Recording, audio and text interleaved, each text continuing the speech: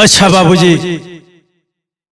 ए दीवाना म्यूजिक की ओर से आप सबके बीच में हम गायक गुड्डू रवि ए विराम भेजते हैं अपनी पूरी टीम की ओर से। बिरहा के सोता बंधुओं के पांव छुके हमको लगते हैं। बिरहा का भाव लगल मास्टर कैसे आवा।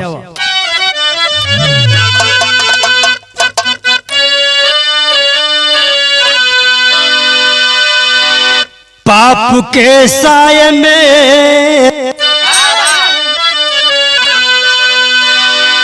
पाप के साये में सो रहा है जमाना।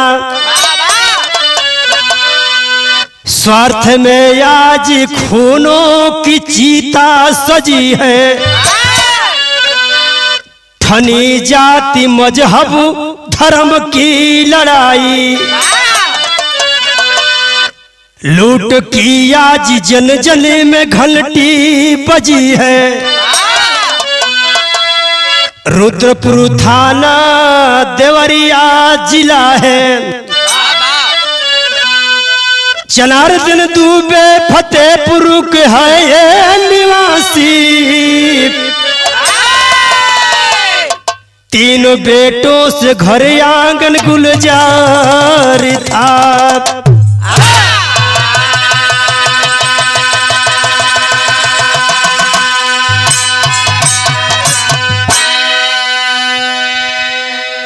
ए बाबू, जनपद देवरिया रुद्रपुर फतेहपुर के निवासी बाबू हो जनार्दन दुबे के 3 पुत्र रहलन। बड़ा सुखी से परिवार रहल। बेटे का नाम बताया गया सत्य प्रकाश दुबे, ओम प्रकाश दुबे, ज्ञान प्रकाश दुबे उर्फ साधु। साधु ए बाबू राम भवन के पुत्र प्रेमचंद यादव के परम मित्र हुवन। बिरहा में एक लाइन गजल का संकेत अगल मास्टर।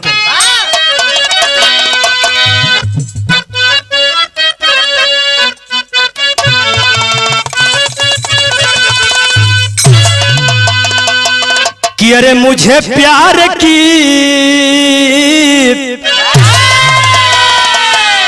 मुझे प्यार की जिंदगी देने वाले, मुझे प्यार की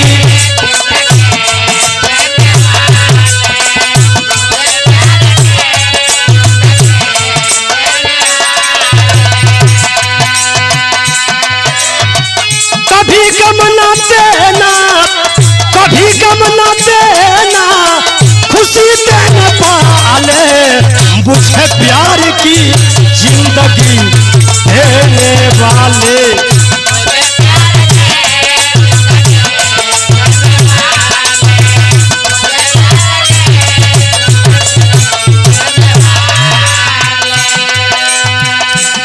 बारे मालिक गजब आपकी लीला है प्रभु। प्रभु हरि जिगर में,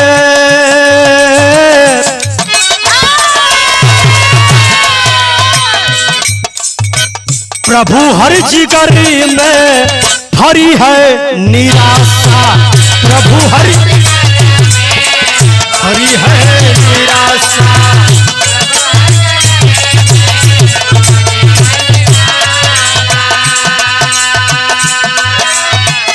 मानो ही मानो के, मानो ही मानो के खूनों का प्यासा।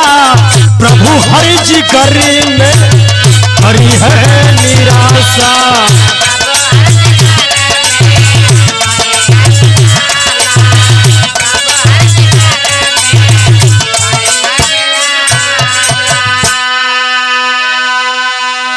यही जैसे बिरहा की शुरुआत होती है मास्टर कैसे।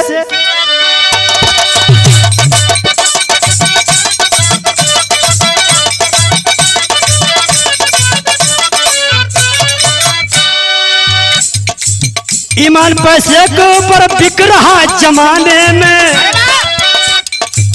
किसी को कोई ना कोई झूम मैं खाने में।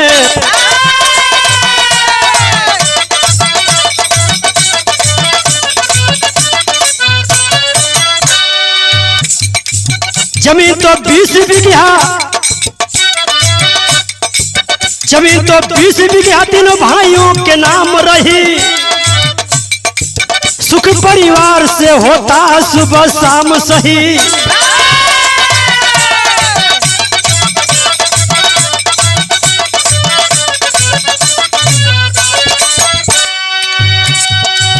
पिछले भाई का इस दुनिया से साया टूट गई।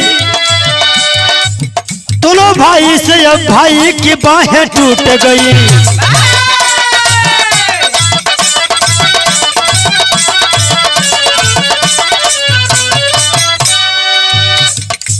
हुए अलग है भाई बंद की अंगड़ाई में, हुए अलग है भाई बंद की अंगड़ाई में। मिला है 10 बीघा हिस्सा की बटाई में।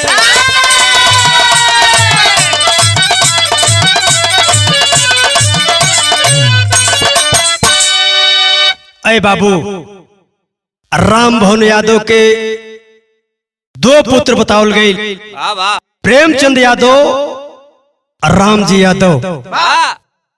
आए हैं जनार्दन दुबे के 3 बेटवा सत्य प्रकाश, ओम प्रकाश, ज्ञान प्रकाश उर्फ साधु।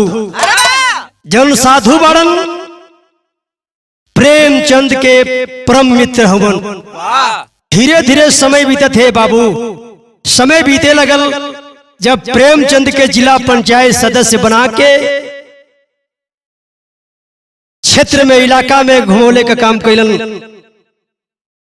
दोस्ती का निभाने का काम के बाबू साधु दुबे जी। बिरहा में एक लाइन गीत लगती है, कौन सी गीत है भैया?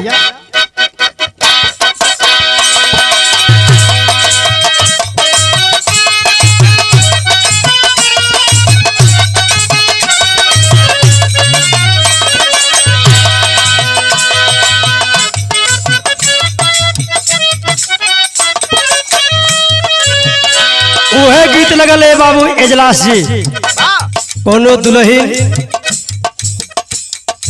बेचारी सवेर के पहरा बा, पुरुआ का हवा लेके करवट फेरत है, ऐठत है तहिया के कहत है का भैया? पड़ा यदि आवे पिया के प्यारी कोइल,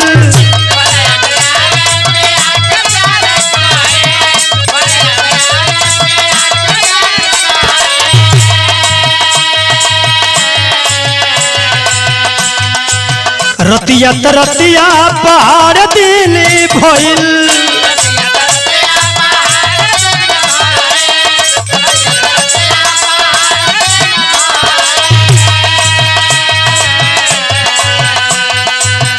का कही हमारा करेज डाली डाल के, चली गई हमारा करेज डाली डाल के।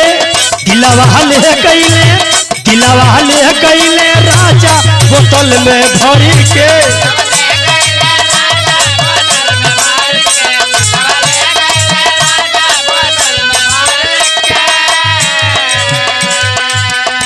आय हाय साधु दुबे का समय बिगड़त है बाबू। और जब समय बिगड़ती है प्रेमचंद यादव से को बात कहलन,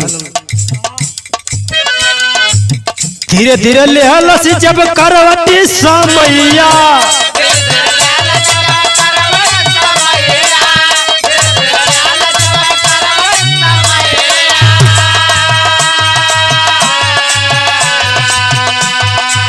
ज्ञान दुबे बाबा पर आईली बलैया।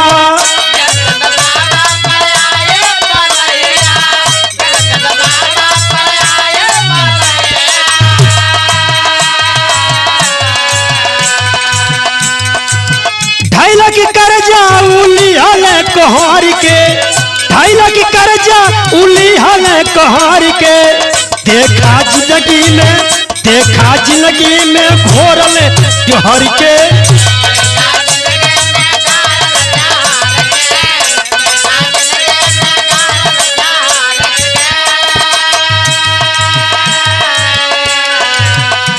ज्ञान दुबे बाबा 2.5 लाख रुपया जिला पंचायत सदस्य प्रेमचंद यादव से लेते हैं। आय हाय जब 2.5 लाख रुपया लेलन यही से गजब हो गया। कहना है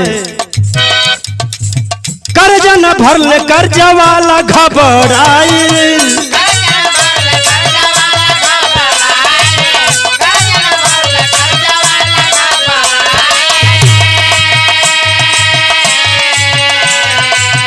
एक दिन उनके दुआरिया पर आइल,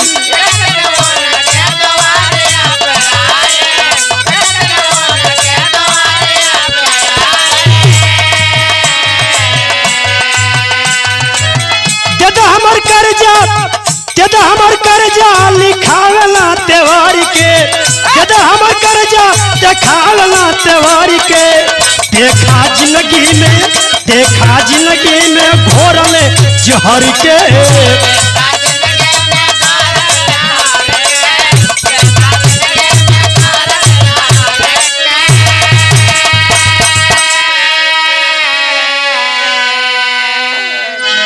ऐ बाबू ज्ञान दुबे उर्फ साधु जी 2.5 लाख रुपया ले है कर्जा के ना चुका पोलन। आखिर में प्रेमचंद यादव कहलन भैया हमार जोन कर्जा पैसा ले बड़ा वो हमार धीरे धीरे चुकौले के काम करा, ना ही तो ना चुकैबा तो अपन जौन तुहार जमीन बा वो जमीन के हमारे नावे से तू कर दा। बिरहा में एक लाइन गीत लगल मास्टर,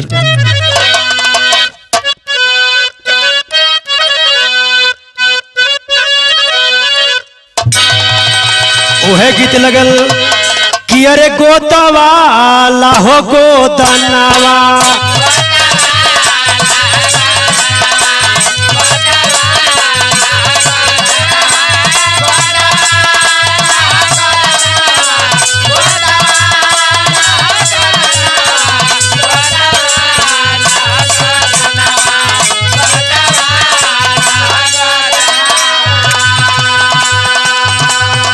देवर बताओ तो सब भैया,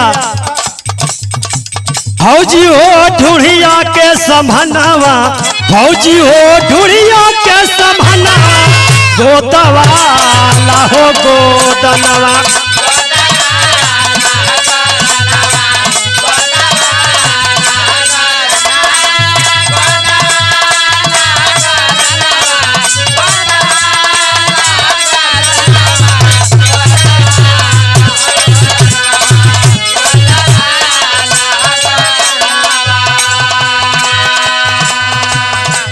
बाबा मन ही मन ही विचार करत हूँ। मास्टर साहब कहना है बाबा कइले हो बिचारावा,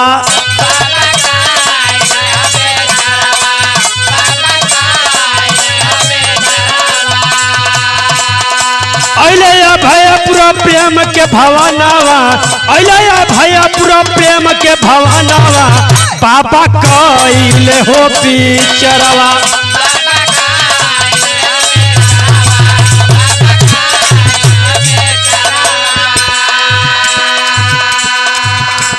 आयल हूँ अभयपुर प्रेमचंद यादव के घरे, अपने सारी दुख के कहत हूँ गावत हूँ। कहना है दुखावा के बतिया बतावे दिल खोली, खेतवा लिखाला देबा रुपया के छोली,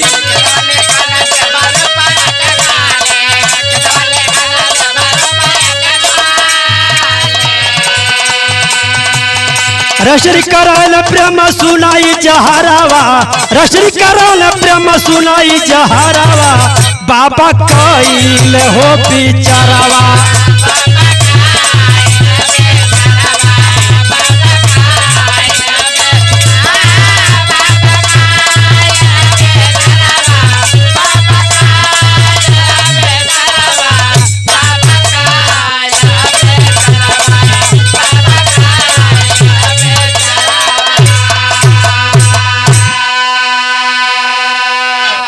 ए बाबू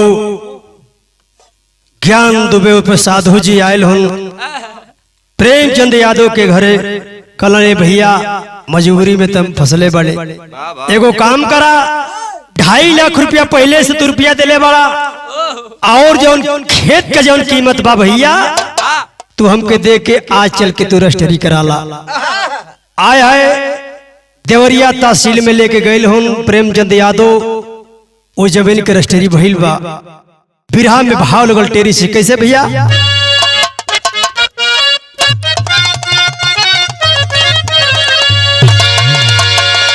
तो जीवन के माटी कैलस थतिया हो, भैया भाई न हुआ दुश्मन बन के अइला।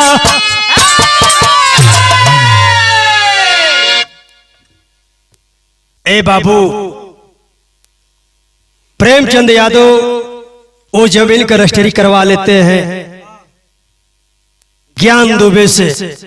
तब भाव लगल कहना है, सत्य प्रकाशी कहे प्रेमचंद से सारी बतिया हो, असहज में लूटी लिहला पुरुखन के थतिया। गांव के प्रधान देके ओटवा बनवले रहली, आज स्टेल बोर्ड के मेंबरी हुआ पढ़ल सोहरतिया। धन वाला भैला तब संगवा में दागा कैला, लिखावत समय हमसे पूछला न बतिया। ए बाबू प्रेमचंद यादव से कहता हूँ कि लिखाओ समय हमसे ना पूछला, 1 बीघा लिखाओ के कि 2 बीघा लिखाओ के। प्रेमचंद यादव बताए कि 1 बीघा की रजिस्ट्री हुई है, लेकिन बारे पंडित जी दिल में खोट बा, दिल में दूसर रुतबा घेरे लगल। आओ लगल बिरहा में भैया,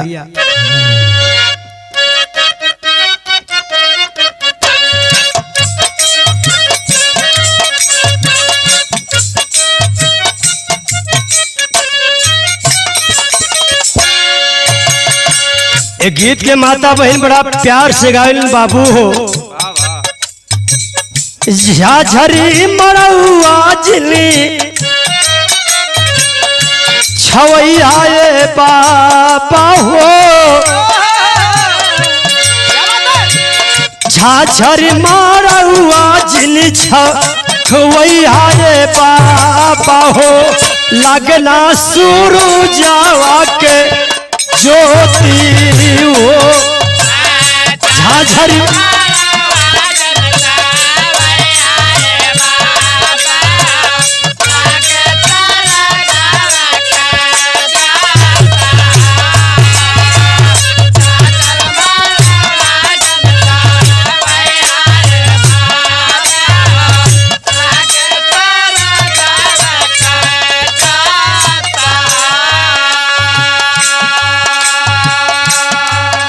आए है आंख में आंसू बा भैया,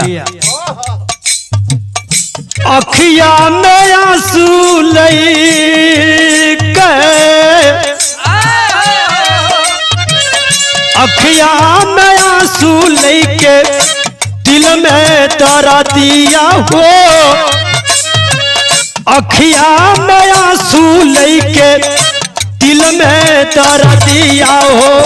पहले भावना वाला प्यार हो, अखिया में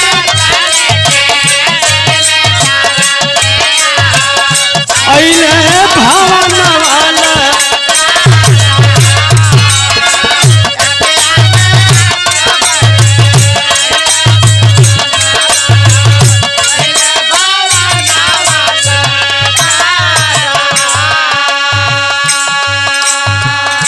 कैले देवरिया कच्चा हरिया में डूबे बाबा, कैले मुकदमा उसी पार हो। भाई से भाई हवर होती बा लड़ैया हो, भाई से भाई हवर होती बाला रही आए हो ज्ञानी तू बे छोड़ी दिहल भारी हो भाई से भाई हवर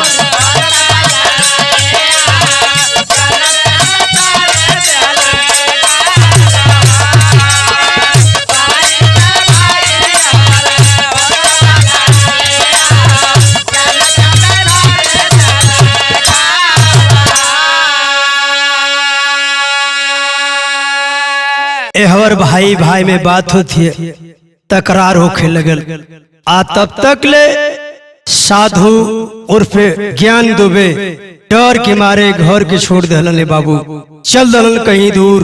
बिरहा में फिर एक लाइन गीत लगती है, कौन सी गीत है भैया?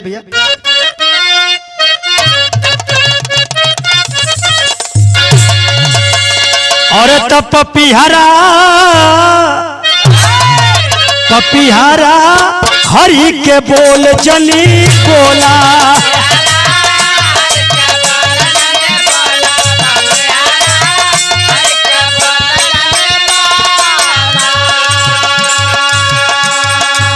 ए बाबू ज्ञानी दुबे जब देवरिया कोर्ट में मुकदमा करके चलल हुन घरे आयल हुन भइल का त जहरावा देखा घुलल पनिया में देखा घुलल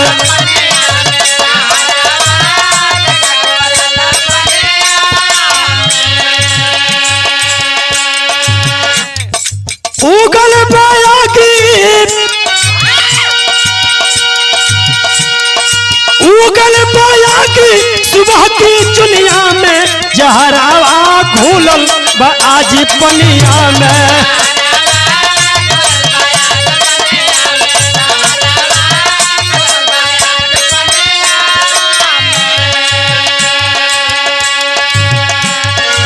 सुबह की पहर में बाबू हो प्रेमचंद यादव अपने जौनी खेत का रजिस्ट्री करोले रहलन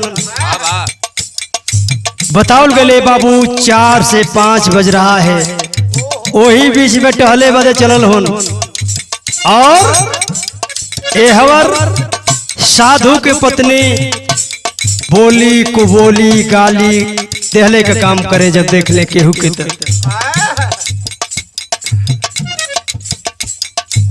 तब प्रेमचंद जाए जब करे खेतवाई अकिल तुम गाड़ी से दिली बाई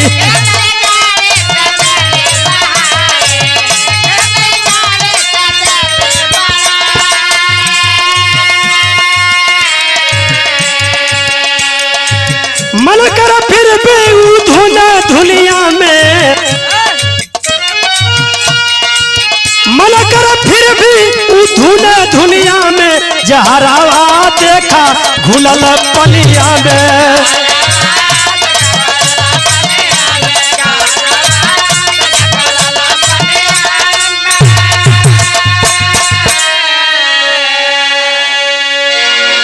आए बाबू प्रेमचंद यादव कई बार कहलन दुबे जैसे कि अपनी पत्नी के समझा दे भैया जब हमन के परिवार के केहू आवेला तो गाली गलौज दे के यही बात करे आए हाय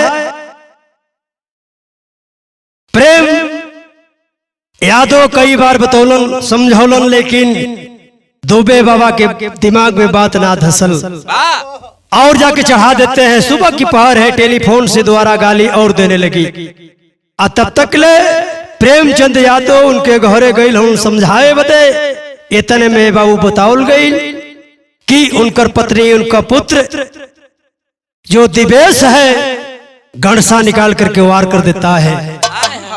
बिरहा में भाव लगा पापट से भैया कहे प्रेम की बढ़ जाए विपत्तिया बतिया माना ना गाड़ी रोज रोज दे ले तोरे और रतिया बतिया माना ना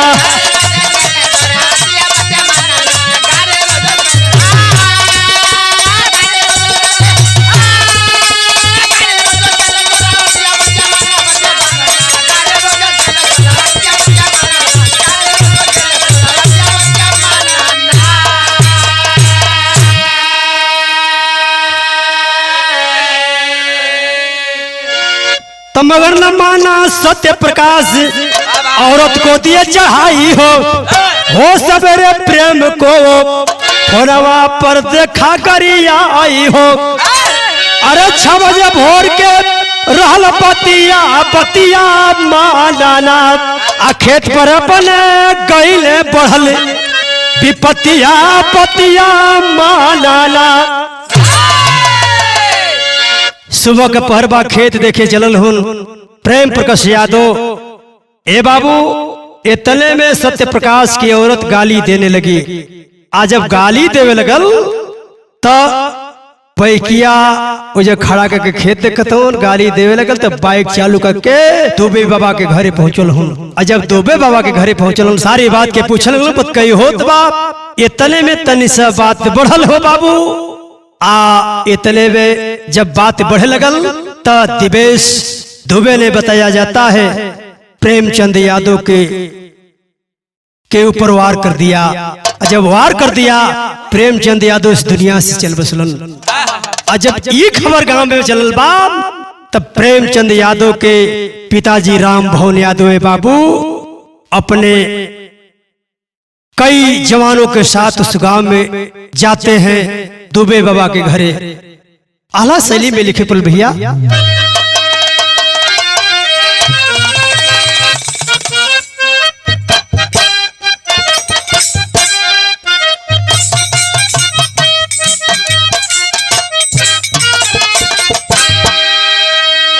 नारी से नासिकुला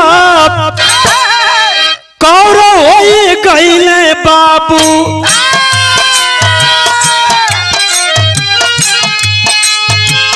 रावण के नगरिया हो गईली मसाले।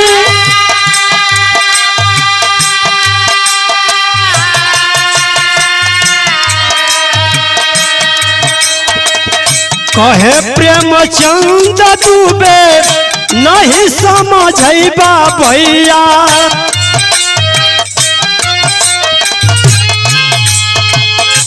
करिया कराई यही एक दिन का साल।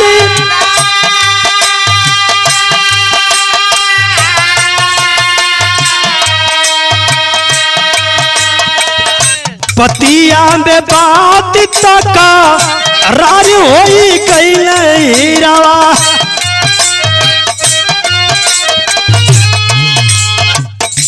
तुअरे पर होई गई हरी हो तूफान।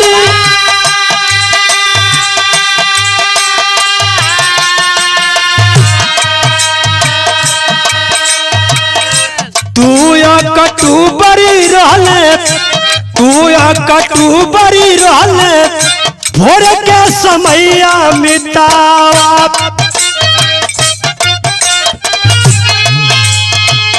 भागल चले उहावा से लेके अपनी जान।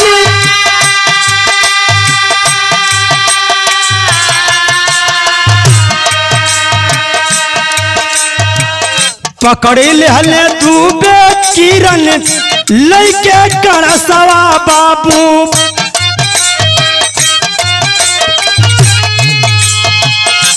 करतन पवारी कई त्यालता काली।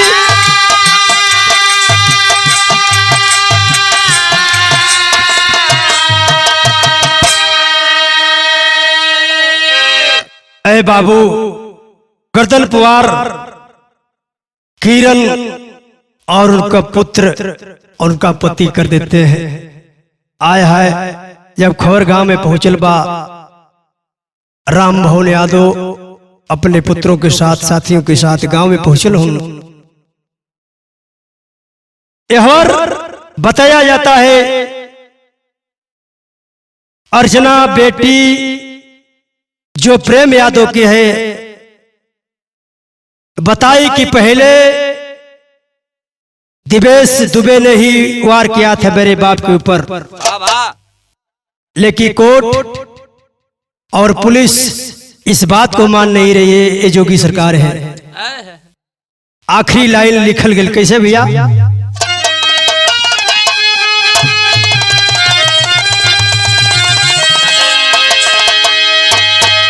तो स्वार्थ में फंस के आपस में जब लड़ा बास बही तई हमार रही जाई धरतिया बस खुनावा बही।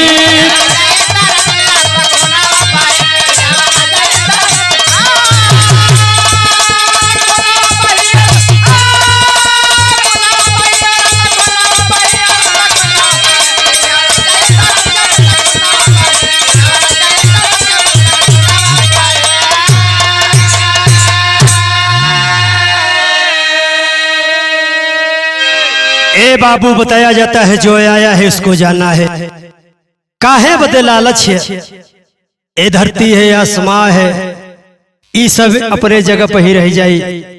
अगर में दिमाग ना लगा के रहबा तो ये दुनिया से जाए के है। कहना है अइला घटना स्थल पर जिला अधिकारी अखिया से देखे अपने लसिया उघारी।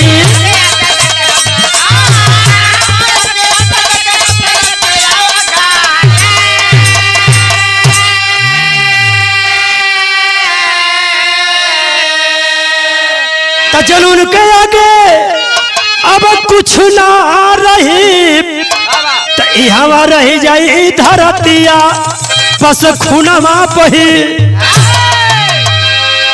जुनून के आगे किसी का कुछ चला नहीं है। जो जुनून आ जाता है उसको कंट्रोल करना पड़ता है। अगर कंट्रोल ना हो तो जैसे घटना घटी है उसी तरह घटना घटेगी। तो दोनों ओर से पोस्टमार्टम संगवा में भइले। अब विश्व लगवन के नाम से रपट कायम भइले। जांच होले दोषी इसमें कौन है सही तई हमार रही जाई धरतिया बस खुनवा बही।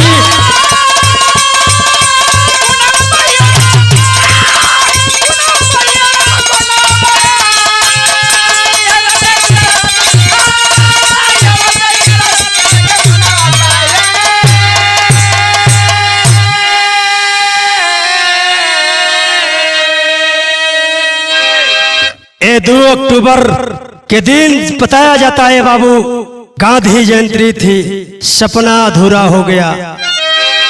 तो गांधी के शांति वाला सपना ना पुरैले, प्रेम की दुल्हनिया कैसे अनुराध होवैले।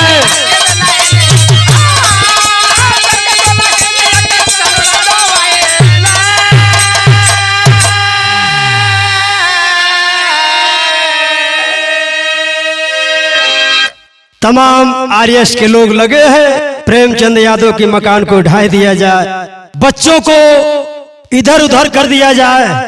ये सरकार की व्यवस्था है। लेकिन ए बाबू मेरी चेतावनी, मेरा कहना भी है कि सरकार को दोनों ओर की बात तो सुनना चाहिए। पहले लोग वो घटना किए थे, दूसरा राउंड में किए थे। अगर पहले वो नहीं किए होते आज ये दिन देखने को नहीं मिलता। गांधी के शांति वाला सपना ना पुरैले, प्रेम की दुल्हनिया कैसे अनुराध होवैले।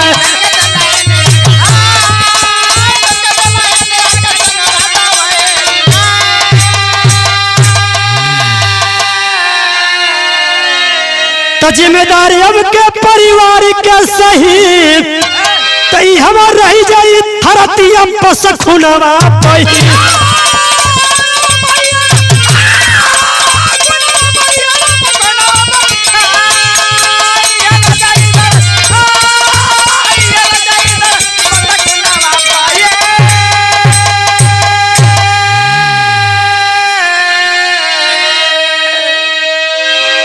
मेरा कहना है सरकार से न्याय करना है तो दोनों ओर का करिए, एक ओर से न्याय करना उचित नहीं है।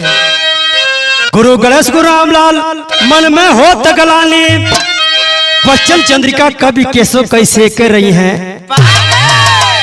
अरे तो जीवन में माटी कैलस थतिया, गुड्डू कभी मुसाफिर दुखवा के हुना बाटी, जीवन में माटी कैलस थतिया।